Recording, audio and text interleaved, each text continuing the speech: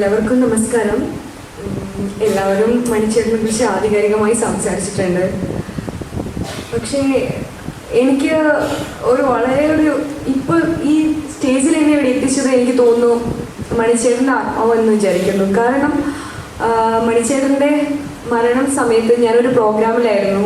ശരിക്കും ആ വാർത്ത ഞാൻ കേട്ടത് ഒരു തമിഴ്നാട്ടിലുള്ളൊരു കോളിലായിരുന്നു. എനിക്ക് ഇങ്ങനെയൊരു മണിച്ചേട്ടൻ ഇങ്ങനെ മരിച്ചു. പക്ഷെ ഞാൻ കുറച്ച് സമയത്തേക്ക് നിശ്ചലമായിട്ട് നിൽക്കുകയാണ് ചെയ്തത്. തിരെ വിശ്വസിക്കാൻ പറ്റാത്തൊരു വാർത്തയായിരുന്നു അത്. അപ്പോൾ ഞാൻ കുറേ ശ്രമിച്ച് ഇങ്ങോട്ട് വരാനുള്ളത് എനിക്ക് വരാൻ പറ്റിയില്ല. പക്ഷേ എന്താണെന്നറിയില്ല, എന്നെ ഇവിടെ എത്തിച്ചു ഇന്നത്തെ ഈ ഒരു ചടങ്ങിൽ. ഞാൻ ഒരുപാട് മനസ്സ് തൊട്ട് ഞാനിങ്ങനെ അഭിമാനിക്കണമെന്ന് വിചാരിക്കും. എനിക്ക് അനുഭവം എന്ന് പറയാനുള്ളത് മണിച്ചേട്ടനെ കുറിച്ച് ഞാനിപ്പോൾ ഈ സ്റ്റേജിൽ ഞാൻ വന്നിരുന്ന സമയത്ത് തന്നെ എൻ്റെ ഓർമ്മ ഇവിടെയില്ല. അപ്പോഴും ഞാൻ എൻ്റെ മണിച്ചേട്ടൻ്റെ കൂടെയുള്ള ആ ഒരു ഫിലിമിൻ്റെ ആ നിമിഷങ്ങളായിരുന്നു. കാരണം ഞാൻ മണിച്ചേട്ടനായിട്ടുള്ള ആദ്യം ചെയ്ത പടം എന്ന് പറയുന്നത് മലയാളി എന്ന പടമായിരുന്നു. അത് വടക്കഞ്ചേരിയിൽ വെച്ചിട്ടായിരുന്നു ഷൂട്ടിങ്. അതിൽ ഞാൻ ന്യൂ കമറായിട്ട് പോലും എന്നെ ട്രീറ്റ് ചെയ്തത് എനിക്ക് ഇപ്പോൾ ഞാൻ ഓർക്കുന്നു. ലൊക്കേഷൻ്റെ സമയത്ത് ഓരോ സീൻ ചെയ്യുമ്പോൾ എനിക്കൊരു പേടി ഉണ്ടായിരുന്നു. കാരണം ഇത്രയും വലിയൊരു കലാകാരൻ, ഇത്രയും എക്സ്പീരിയൻസ് ആയ ഒരു കലാകാരൻ്റെ മുമ്പിൽ ഞാൻ എങ്ങനെ ചെയ്യും, എനിക്കൊരു ചെറിയൊരു ഭയം ഉണ്ടായിരുന്നു. പക്ഷേ മണിച്ചേട്ടൻ്റെ അഭിനയം കണ്ട് ഞാൻ അത്ഭുതപ്പെട്ടു പോയി. കാരണം ഗ്ലിസറിൻ ഇല്ലാതെയാണ് ഓരോ കരയുന്ന സീനിൽ അഭിനയിക്കുന്നത്.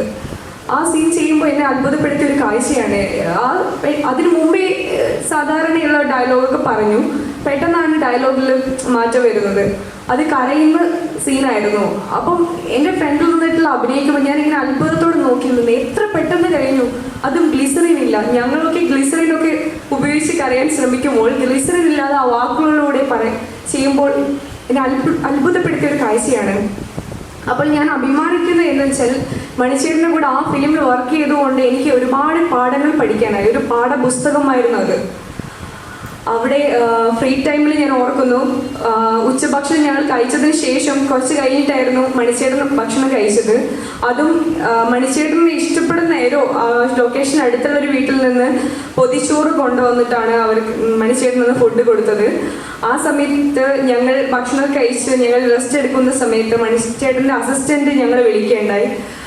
മണിച്ചേട്ടന് ഫുഡ് കഴിക്കാൻ വിളിക്കുന്നു എന്ന് പറഞ്ഞു. അപ്പം ഞങ്ങളെല്ലാവരും കൂടി ഒരുമിച്ച് മേശൻ്റെ അടുത്തിരുന്നു.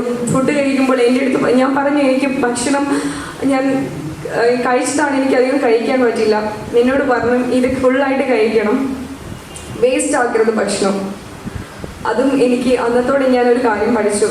നമ്മൾ കഴിക്കുന്ന ഭക്ഷണം എത്രയോ പേര് കഷ്ടപ്പെടുന്നുണ്ട് ഭക്ഷണത്തിന് വേണ്ടി.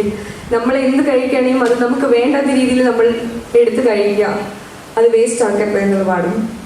പിന്നെ അത് ഷൂട്ടിംഗ് കഴിഞ്ഞതിന് ശേഷം ഞാൻ വെള്ളി നക്ഷത്രത്തിലായിരുന്നു മണിച്ചേട്ടനും ചേച്ചിയും ഞാനും കൂടിയുള്ളൊരു ഫോട്ടോസ് വന്നത്. അത് ഞാൻ ഇന്നും ആ ഫോട്ടോസ് സൂക്ഷിച്ചിട്ടുണ്ട്. കാരണം എൻ്റെ ഈ മലയാളത്തിലുള്ള ഫിലിം എന്ന് പറയുന്നത് അത് എൻ്റെ തുടക്കമായിരുന്നു. പക്ഷേ അതിൽ ഞാൻ ഇത്രയും വലിയൊരു കലാകാരൻ്റെ മുമ്പിലാണല്ലോ ഞാൻ ചെയ്തത്. ഇത്രയും പാഠങ്ങൾ പഠിച്ചല്ലോ, അതെനിക്ക് ഒരുപാട് ഉപകാരപ്പെട്ടു. ഇപ്പം അതിനുശേഷം ഞാൻ തമിഴിലേക്ക് എനിക്ക് നായിക ഇട്ട് ഞാൻ ചെയ്യുന്നത്. അപ്പം ഞാൻ എനിക്ക് ഓരോ സീൻസിലും എനിക്ക് അഭിനയിക്കാൻ ഒരു കോൺഫിഡൻറ്റ് തന്നതെന്ന് പറയാം. ഒരുപാട് പാഠങ്ങൾ എനിക്ക് മണിച്ചേട്ടനിലൂടെ അന്ന് കിട്ടിയത് കൊണ്ടായിരിക്കാം ഞാൻ ഇങ്ങനെ ചെയ്യണം. നമ്മൾ അഭിനയിക്കുമ്പോൾ നമ്മൾ ആ ഒരു ക്യാരക്ടർ എങ്ങനെയാണ് ജീവിക്കണം. പക്ഷെ ഞാൻ തുടങ്ങിയിട്ടേ ഉള്ളൂ സംഭവം. ഞാൻ ഒരുപാട് ഇതില്ല. പക്ഷെ എനിക്കൊരു വലിയൊരു പാടായിരുന്നു മണിച്ചേട്ടൻ എന്ന് പറയാം. എനിക്ക് ഇപ്പോൾ ഒരു കാര്യം എല്ലാവരോടും പറയാനുള്ളത്, നമ്മൾ ഇത്ര കാലം ജീവിച്ചാലും നമ്മൾ എല്ലാവരോടും ചെറിയ ആളുകൾ വലിയ ആളുകളൊന്നും അങ്ങനെ കാണാതെ ഈഗോ എന്നൊരു കാര്യം നമ്മൾ മനസ്സിൽ കൂടെ വെക്കരുത്. നമ്മൾ എത്ര വലിയ ആളാണെങ്കിലും നമ്മൾ ചെറിയ ആൾക്കാരെ അംഗീകരിക്കണം. നമുക്കില്ലാത്ത ഒരുപാട് ക്വാളിറ്റീസുകൾ അവർക്കുണ്ടാവും. അവരെ നമ്മൾ അഭിനന്ദിക്കണം, നമ്മൾ അവരെ മുന്നോട്ട് കൊണ്ടുവരണം, അവരെ അകറ്റരുത്. കാരണം നമ്മൾ സമ്പാദിച്ചിട്ട് നമ്മൾ ആ പണം നമ്മൾ മരിച്ചാൽ പോലും നമ്മൾ ആ സമ്പാദ്യം കൊണ്ടല്ല നമ്മൾ പോകുന്നത്. പക്ഷെ ലക്ഷക്കണക്കിന് ആളുകളുടെ ഹൃദയത്തിൽ നമ്മൾ സ്ഥാനം പിടിച്ചെടുക്കുക പറയുന്നത് വളരെ അതൊരു മനുഷ്യ സ്നേഹിക്ക് മാത്രമേ കഴിയൂ. കാരണം ഏതെങ്കിലും ഒരു ഉദാഹരണമാണ് മണിച്ചേട്ടൻ. അപ്പോൾ നമ്മളെല്ലാവരും ഇത്രയും മണിച്ചേട്ടൻ്റെ ഒരു ആ പാഠപുസ്തകം എന്നത് നമ്മൾ എപ്പോഴും മുന്നോട്ട് നമ്മുടെ ജീവിതത്തിലേക്ക് നയിക്കട്ടെ എന്ന് പറയുന്നു. അതുപോലെ എനിക്കിവിടെ എന്നെ കോഴിക്കോട് നിന്ന് എന്നെ ഇവിടെ എത്തിച്ചത് മണിച്ചേട്ടനാണെന്ന് ഞാൻ വിശ്വസിക്കുന്നു. അതുപോലെ ഇതിലേക്ക് എന്നെ മണിച്ചേട്ടൻ്റെ ആ ഒരു ആത്മാവ് പറഞ്ഞ് എനിക്ക് അറിയില്ല, എന്നെ സലീംക്കായിരുന്നു ഫോൺ ചെയ്തത് ഇവിടെ എത്താൻ. പക്ഷേ ഇന്ന് എന്നെ ഇവിടെ എത്തിച്ചു. എനിക്ക് സങ്കടവും എന്താ പറയേണ്ടതെന്ന് അറിയില്ല. പക്ഷേ എൻ്റെ ഒരു ഇനിയത്തെ എൻ്റെ കരിയർ, എൻ്റെ എല്ലാത്തിലും ഞാൻ മണിച്ചേട്ടൻ്റെ അന്ന് പകർന്നു തന്ന എല്ലാതും എൻ്റെ ജീവിതത്തിൽ മുന്നോട്ട് എന്നെ നയിക്കുന്ന എനിക്ക് ഉറപ്പുണ്ട്. ഞാൻ അതും വിചാരിച്ചിട്ടാണ് മുന്നോട്ട് പോകുന്നത്. അതിലൂടെ എനിക്ക് നന്നായി വളരാൻ പറ്റും. ഇതുവരെ ഞാനിവിടെ എത്തി. അപ്പോൾ എല്ലാവർക്കും ഞാൻ നന്ദി പറയുന്നു. അതുപോലെ മണിച്ചേട്ടൻ നിത്യശാന്തി നേർന്നു.